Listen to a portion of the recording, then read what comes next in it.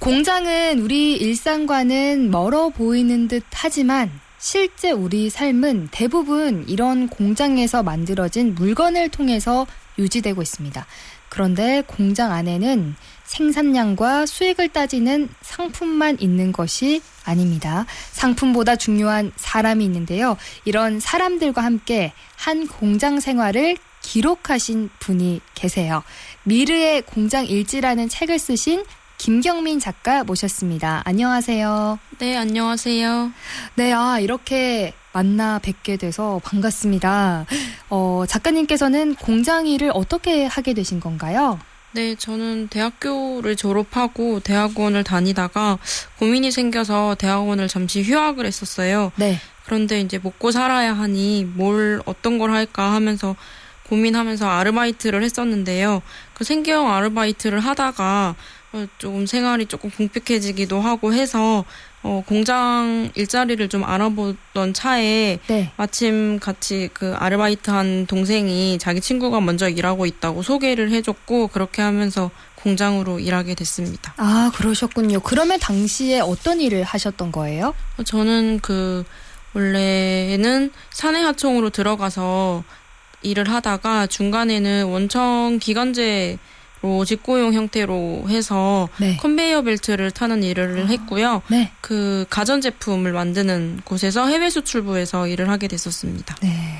직업에 귀천이 없다고 하지만 사실 지금까지도 우리 사회에서는 편견들이 많은데요. 공장에서 일하는 것에 대해서 주변에서는 좀 어떤 반응이었을까요? 글쎄 요새는 워낙 저임금이 만연한 시대이기도 하고 네. 취업률이 적다 보니까 공장에서 일을 한다고 해서 특별히 뭔가 이렇게 어떤 특정한 시선을 가지고 보는 것 같지는 않아요. 네. 그리고 공장에서 일을 하는 게 사실 돈이 이렇게 적게 나오지는 않거든요. 그래서 워낙 길게 일하다 보니까 네. 그런데 이제 또 요즘에는 좋은 직업이 돈을 기준으로 해서 만들어지는 경향이 좀 있다 보니 공장에서 일한다고 해서 어떤 시선들을 받지는 않았었어요. 네. 근데 이제 공장 아니라고 하더라도 각자 고용 형태에 따라서 조금 이렇게 받을 수 있는 대우들이 좀 다르기는 하거든요. 네. 그래서 글쎄요, 공장에서 일한다고 다 같은 처지는 아니긴 하지만 어쨌든 제가 그곳에서 일한다고 했을 때 공장 안팎으로 뭔가 특별한 편견을 가지고 저를 대한다거나 그런 일은 사실 없었어요. 네.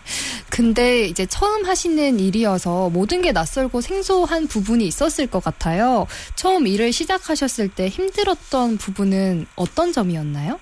저 개인적으로는 오랜 시간 동안 서 있어야 되고 그다음에 일하는 시간이 계속 하루에 몇 번씩 또 바뀌었어요. 아, 그랬군요. 네, 그래서 컨베이어 벨트를 타다 보니까 화장실을 잘 못 가고 이런 것들이 네. 좀 있었어요. 그래서 그 외에도 관리자가 와가지고 실수한 사람들한테 되게 심하게 뭐라고 하면 같이 옆에서 마음이 많이 안 좋고 네. 그리고 현장 내에서 목발 짚고 다니거나 팔 기부스 했는데 그대로 출근해서 일하러 오는 사람들을 보고 이런 일들이 있을 때 조금 많이 마음이 힘들었었던 것들이 좀 있었어요. 네. 네. 참 믿기지 않는 환경인데요. 이 일을 하시면서 아버님에 대한 생각도 많이 하셨다고요?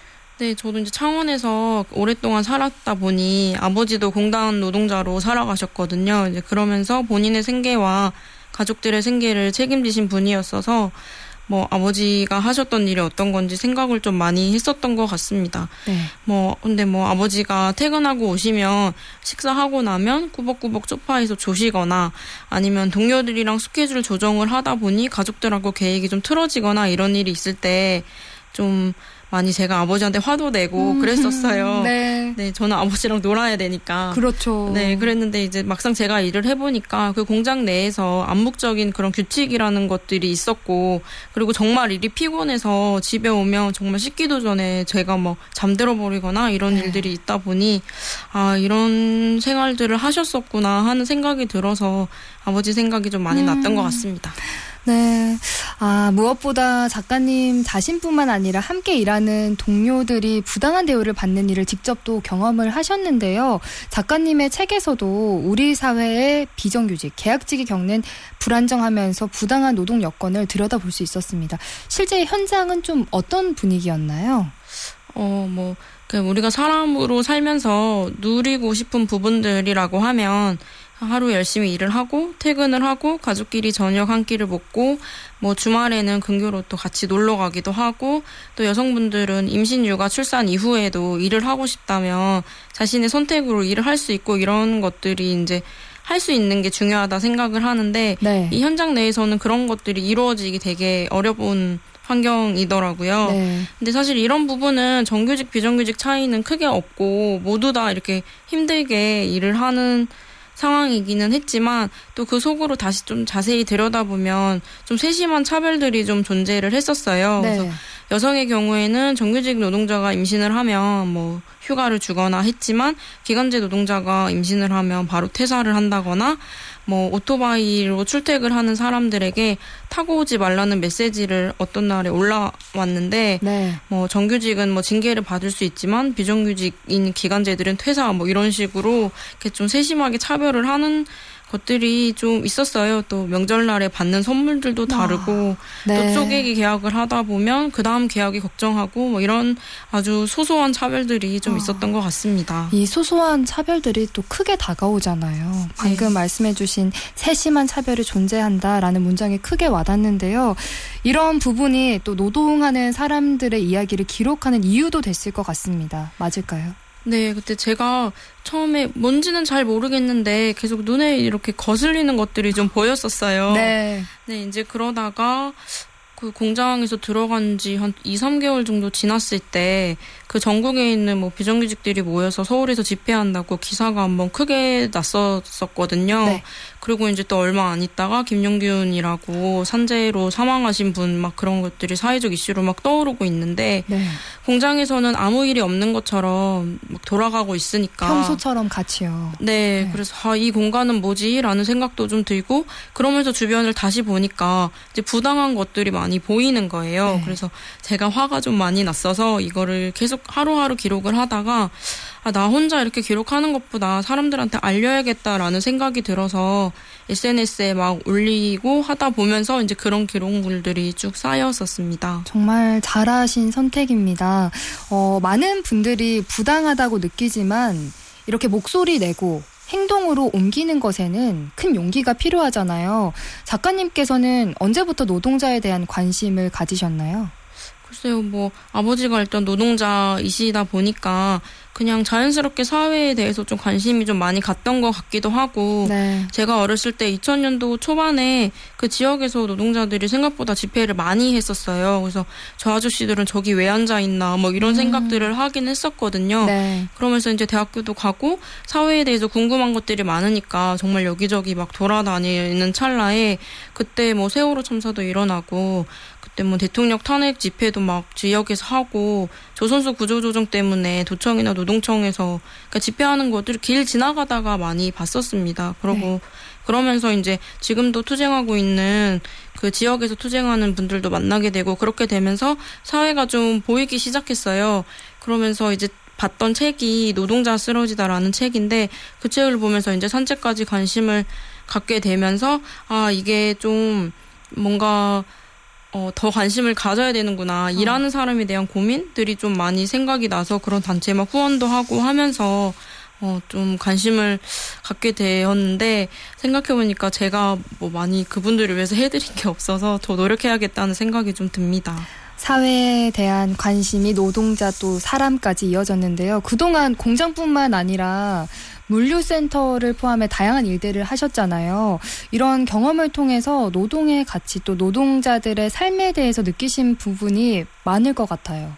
네, 그래서 사실 제가 공장에 가서 되게 신기했던 게 사람 손을 거치지 않는 물건이 세상에 존재하지 않는다. 이게 되게 신기했었습니다. 네. 그래서 제가 만지는 막 종이, 연필, 막 컵 이런 것들이 결국은 사람들의 노동으로 만들어졌다를 좀 깨달았거든요. 네. 그러면서 이런 노동자들이 얼마나 소중한지도 좀 알게 되었고 그러면서 제가 내렸던 결론은 거리에서 청소를 하시든 식당에서 일을 하시든 공공기관에 일을 하든 뭐 생산직 일을 하든 교육 노동자, 건설, 법률 노동자 모두가 같이 움직이고 활동하기 때문에 이 사회가 이렇게 굴러가는구나를 좀 깨달았어요. 그러면서 모든 노동은 동일한 가치를 지닌다. 혼자 이렇게 결론을 내렸던 거죠. 이제 그런데 노동자들이 스스로 자신의 노동에 자부심을 갖기가 좀 힘든 사회적인 구조인 것 같아서 마음이 좀 쓰일 때가 많아요. 네. 그래서 스스로 좀 자부심도 갖고 사회가 그걸 좀 인정해주고 하면 좀 더 사회가 나아지지 않을까 하는 생각이 했습니다. 네.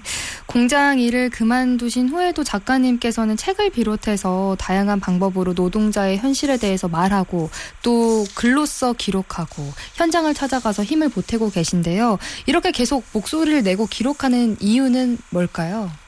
제가 싸우는 노동자를 기록하는 사람들, 그러니까 줄여서 사람이라는 글쓰기 팀에서 지금 활동을 하고 있어요. 네. 그래서 구성원들은 저처럼 경남에 살기도 하고 서울, 경북, 강원 이런 데에 각자 지역에 살면서 이제 팀을 만들었는데 다들 되게 우연치 않은 신기한 인연으로 좀 만났어요. 그러면서 노동자들의 목소리를 온전하게 실어주는 언론 매체도 없고 또 작은 사업장이라면 그 일을 밖으로 알려내는 게 더 어렵지 않냐.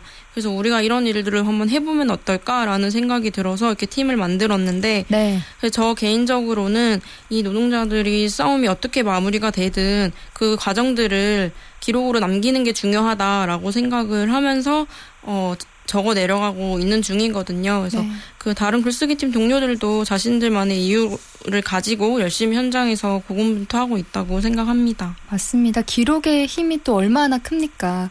작가님께서는 지난 9월 1일에 2023 올해의 양성평등 문화상 신진여성 문화인상을 수상하셨어요. 공장 현장에서 느꼈던 차별과 불평등도 많았다고요. 사실은 공장에서 일할 때는 너무 많이 들은 얘기라서 이게 차별이고 불평등일까 싶은 일이긴 했는데 남성 노동자들도 여성 노동자들의 일을 좀 가볍게 본다거나 뭐 사정이 있어서 일을 빼야 할 때는 집에서 밥이나 하지 뭐하러 나왔냐 이런 얘기를 너무 쉽게 하고 네. 반찬값 벌러 온 거 아니냐 뭐 이렇게 얘기하고 저한테도 그 나이에 그 정도면 많이 버는 거다. 돈 쓸 데가 어디냐 이런 얘기들을 정말 아무렇지도 않게 막 했었거든요. 그래요. 그리고 사실 그런 게 다 차별인 거잖아요. 그렇죠. 그래서 어쨌든 한 물건을 만드는데 더 중요하고 덜 중요한 거는 없는데 이제 그런 얘기들을 들었던 것도 차별이구나 했던 생각들 그리고 또 여성분들 스스로도 예쁘게 하고 와서 일을 해야 된다라고 얘기하면서 강요하는 얘기들도 막 돌았거든요. 네. 그러면서 인식 개선이 얼마나 중요한가 이런 생각들도 많이 했었습니다. 네, 산업과 노동자의 도시로도 불리는 창원, 우리나라의 산업 역사와 함께 노동자들의 삶과 문화가 스며 있는 곳인데요. 그래서 과거보다는 현재 또 현재보다는 미래가 더 나아진 노동 환경이 됐으면 하는 바람 갖게 되는데 이러기 위해서는 어떤 노력이 필요하다고 보세요? 제가 이제 현장에서 일을 할 때 그리고 일이 마치고 나서도 노동 환경이 개선되기 위해서 어떻게 하면 좋으냐라는 질문들을 많이 받게 되는데요. 네. 그래서 여러 분야에서 연구자든 뭐 연대자든 자신의 위치에서 노력하시는 분들이 되게 많으세요. 그래서 정말 다행이고 고마운 일이라고 생각을 하는데 제 입장에서 생각을 해보면 사람이 일을 하다가 다치고 죽는 것에 대한 감수성이 좀 더 예민하게 작용해야 된다.